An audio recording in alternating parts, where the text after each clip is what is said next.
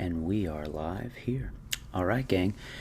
Welcome back to the old soapbox. This is episode 30, which is pretty cool. So we're cranking. Got some good feedback on the last episode of the soapbox, chatting about different fitness mindsets, and so I really appreciate that. I got on one there. So that's something I'm passionate about, obviously, from what I do for a day in, day out perspective and that seminars. So it's I want to dive into something. I was actually chatting with a participant at a level 1, and he asked me a really good question, and it brought me here.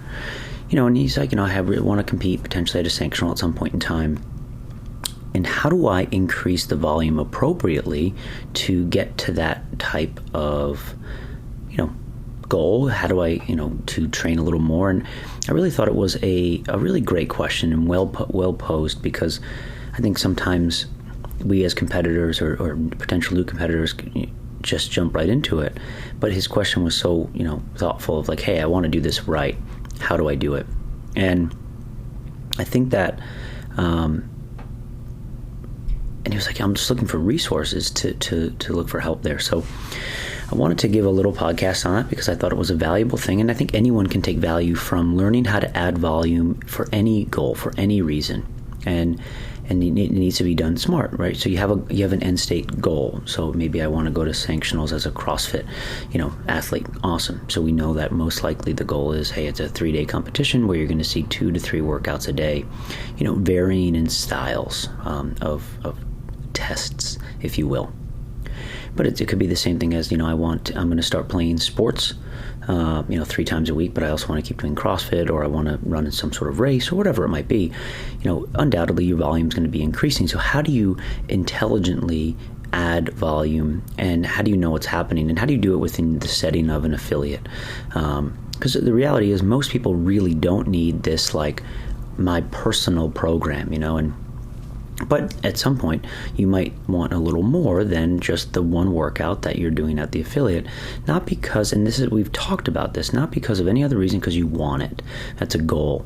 It's not that you're looking to be anything else other than, I want to compete. I want this goal. And I think sometimes as coaches, it's easy for us to forget that it's okay to have a goal that might go outside just what you're delivering to your, general population. So, which I think is phenomenal. So I think let's start, at the Advanced Coaching Concepts course that Eric O'Connor and myself run, we talk a lot about this. So we essentially talk about how to go from a, beginner athlete, which is not necessarily a beginner, but from a newer athlete that is learning the ropes, to how do you go all the way up to possibly advanced. And that's a long road, but we really break that down in our programming lecture and in understanding, where you're at, and then how do you, go from, day 1 to potentially 5 years in. We also, so that's, I'm not going to go fully robust into that lecture, but that's where we talk about that, because it's a really important question that you as affiliate owners and gym owners and programmers need to be able to answer. That's why we deliver that.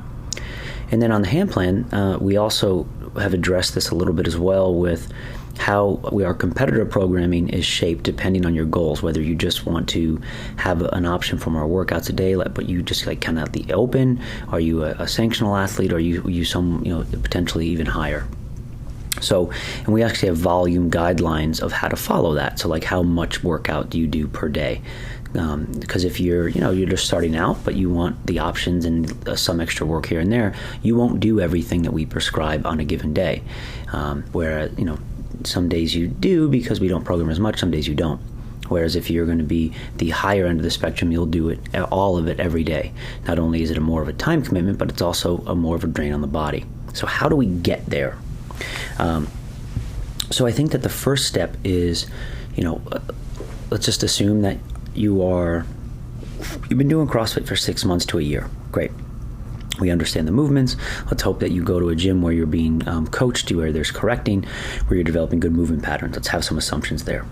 Then the next step would be to make sure that you're going to class regularly, and that you are regularly getting better and hopefully getting towards more of prescribed movements. Now, and it doesn't necessarily mean you're happening right away. And maybe if you're not, what the first thing to do, so you say you're working out at least 5 times a week, right? So 5 of the 7 days you're working out. And then identifying after 6 months of just coming to class, 6 months to a year, areas of weakness, areas of improvement. And maybe those areas, and we can do general buckets, right? Like we do an evaluation web at the course. So maybe your weakness is Olympic lifting skill and high skill gymnastics. Okay, cool. Or Olympic lifting skill and let's do gymnastic stamina. Cool. So the next step would be then maybe, once or twice, maybe, we start like twice a week, you add in some extra work to work on that skill. And it's less loading, it's less intensity, it's more skill. So one day you do Olympic lifting stuff and it's after the workout and you can work on your positions for your snatches, your cleans, and your jerks. And then I won't go into like exactly what to do because that's the weeds, but yeah, you could do some Olympic lifting skill there. And then maybe some on another day we want to work on some of your gymnastic stamina. And this is where you're going to see a little more volume, but maybe, we place it in a day where you're not seeing as much volume in the main workout. So you're being smart on where that puts. So maybe it's a short and intense or short heavy, or maybe it's a heavy day. And this is where you can put in some of the gymnastic stamina stuff. Or maybe it's some on-the-minute work for your pull-ups, your handstand push-ups, whatever it might be. And doing that for what we would call a mesocycle. Mesocycle will be 4 to 6 weeks. A microcycle will be within a week or even a day. So we have a microcycle of, okay, we've been doing CrossFit workouts now. We program that week of the extra skill. Adding in those double days for 4 weeks, maybe 6 weeks. And then constantly assessing, one, how do you feel? How are you performing? We're not overtraining, great. And then within the next mesocycle, we can maybe add in 1 or 2 more extra sessions. So now we go from 2 to 3 to 4. So at the end of the second mesocycle, what it can look like is now you have 4 days, and you're making sure that it's congruent with whatever the workout might be from a length and perspective there. And so maybe one of those days actually turns into an Olympic lifting day, as opposed to just a skill day. So you have a skill day, and then now you have maybe some more lifting, right? And again, we're being smart with volume. It doesn't have to be super high, but we maybe get under a little more load. And then we have our gymnastic volume, and then maybe another day would be a gymnastic skill, working on some of our skill work, which will equate to hopefully better volume, right? So now we're 2 mesocycles in. We're 8 to 12 weeks later. Okay, this is after you've developed a base of consistent CrossFit at the affiliate, creeping towards the RX of a workout, being able to do the workouts consistently prescribed or getting closer. So at the end of this 8-week cycle, we should have tests and retests. That's important. So you test maybe something in the beginning of the mesocycle, whether it's an Olympic lift, whether it's just some type of gymnastic stamina piece, and you do it again to see if we saw some marked improvement. We also should be continually getting better within the class workouts. That really should never be changed if our programming is balanced and varied.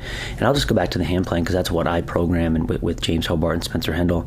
And our class workouts are programmed for those types of athletes. Therefore, if you come to an affiliate, you're going to see majority of our athletes scaled because that's the intent. So, which is nice because everybody can take class. And then from there, another tweak that we can start to do to add, not necessarily add volume, but hone in on weaknesses is targeting. And what that means is even within the class workouts, once we've developed this base, once we've developed this notion that, okay, we're getting fitter, I'm starting to move better, I'm getting prescribed in most days, but then what I can do is maybe tweak a workout based off a goal of mine. So an easy one was I need to get stronger. All right, well, great. We don't necessarily need to add strength in all of the time. What we can do is tweak certain workouts. Maybe you're really fast, and Fran, for example, is an easy workout for you. All right, well, so maybe you do Fran at 15, 12, 9, 135-pound thrusters, and you keep 21, 15, 9 pull-ups. You up the barbell weight, lower the reps a little bit, and see if we can keep the time to win relatively similar, but we're moving a heavier bar. And you can do that once in a while, one, to keep your athletes in class, keep yourself in class if you're a competitor, but then also to work on those weaknesses, right? And, backtracking all the way to the beginning as well, another way to dose in some extra volume on those other days. So maybe if you're too dedicated, adding volume days with the skill work. you can also do accessory work. And accessory work is a great day on a heavy day or a shorter day. And this is stuff that can be programmed. And, I saw a quote that like accessory work is, don't skip your accessory work because that's how you won't get fit doing that. That's not true. That's bullshit. But accessory work is a good way to get touches, get volume, and it also feels good. It's fun. It also can be therapeutic and put help you, and it can put your body in right positions and things like that because it's not intense. But a lot of it can be practice, but by no means is it the key to fitness, but it can absolutely help for those that are looking to add in the volume. It's also fun because it's not super intense. So accessory work can be added in maybe in that first mesocycle where we add in the gymnastics volume and some Oli skill, and then 1 or 2 days we have our accessory work. We can even do that every day after the accessory work, after the main workout. So then now we're into the third mesocycle. Now we can maybe start to get into some, so now we're 12 weeks in, and again, let's assume that things are going good. If not, if you're starting to get beat up a little bit, you have to back off. Monitoring your recovery while you are increasing volume is vital and cannot be overlooked. Another thing we talk about the Advanced Coaching Concept Seminar is just that. How do you monitor recovery? Because as your goals are looking toward to adding more volume, working out a little harder, it's going to be important to monitor that. So say, all right, we're into the third mesocycle, recovery is good, performance is good. Now maybe you're like, okay, great. We're going to do, we're going to add in a little extra lifting. So we're going to do an upper body lift once a week, a lower body lift once a week, and then an Olympic lift once a week. Now 3 lifting days, right? And maybe that's what we're going to do for the third mesocycle. And then maybe what we'll do is, we'll have, so that's 3 double days. And then on the 4th double day, maybe we keep with our gymnastic volume, which is a good amount. Now we've added in a whole extra day, a 4th day. And it could be a lot. So this is now where we start to monitor what we're actually doing. So we might not necessarily have to do like a Wendler 5-3-1 or something like that, but it could be more of like a Mike Bergner Olympic lifting sort of, if you follow his website, it's in conjunction with CrossFit, keeping the volume down, but maybe keeping the percentage, a little bit higher so we're not getting massive amount of reps. But this is you as a coach really starting to balance how much volume are we lifting, how much volume are we getting in workouts. Because another thing that we need to keep in mind is, the functional application of the strength, or whatever it might be, functional application of that gymnastic volume. We need to start marrying that into CrossFit workouts, which start to make workouts a little more challenging. A separator for competitors starts to become with high skill, high volume movements and moderate loading barbell cycling within workouts, where we're seeing, multiple rounds of 10 muscle ups or 15 to 25 handstand push-ups, where we're seeing 5 to 15 power cleans at 185 or snatches at 135, 155, and cycling this stuff. On the minute work is great, and this is what you dump it into mesocycle number 3, but we need to be careful that this is pretty taxing on the body. So now as we start to, and we should dump it into workouts as well, higher rep stuff. Some of the keys to competitor fitness, in my opinion, would be barbell cycling and high volume gymnastics at a high skill with movement redundancy. These things are going to be important. So now as we get to maybe into mesocycle number 4, so now we're potentially 24 weeks in, right? I mean, we're getting there. I mean, maybe even a little longer, because maybe mesocycle number 3 we dosed in that extra day, maybe halfway through. We lengthen that out to like a 15-week mesocycle. And so now into this third and fourth cycle, this is now when we start to add in a lot of the barbell cycling and really stuff that could possibly beat up your body. So recovery is important and being mindful there. And as you look at this, it sounds like a lot, but the nice thing is that, one, you need to, always be doing the workout. So CrossFit's always happening. You're starting to, lace in other things. Another important thing is timing. as soon as you get to these true double sessions, you're going to need to ideally split these sessions up into morning or night, or at least a couple hours of rest in between.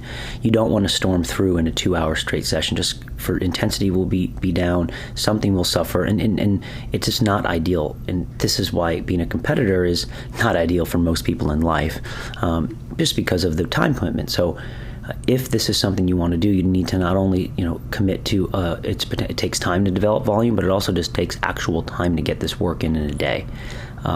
So those are some important aspects to understand. Follow a program that is proven, and what I mean by that is not only to help you get there, but it's also over a long period of time.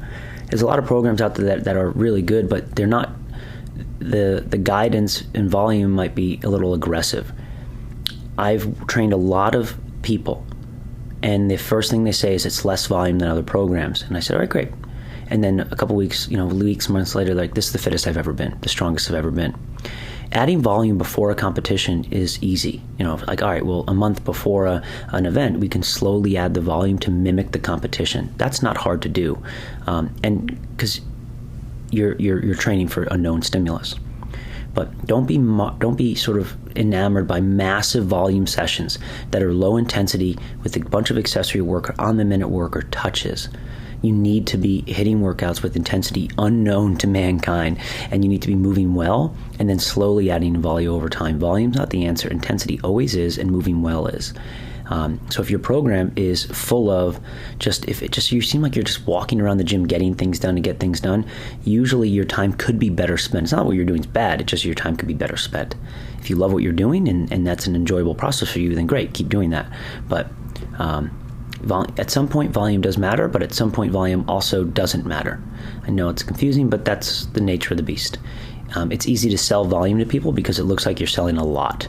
But again, it's not about how much, it's about the quality, and that's always the case. So we're under 20 minutes. I wanted to give you a little bit how to volumize, how do you start that competitive career or add the volume over time. Hopefully found some value in this. Guys, check out the hand plan competitor tracks and check out our website to give you some more insight there. You can apply those concepts to any program if you will. And then our advanced coaching concepts course, also we break this down even more in depth for you guys as coaches, but also as athletes. So again, work hard, have fun, really appreciate it. And if you have any questions, just shoot me a DM, hit me up. I put all this stuff on YouTube as well as just send me a comment.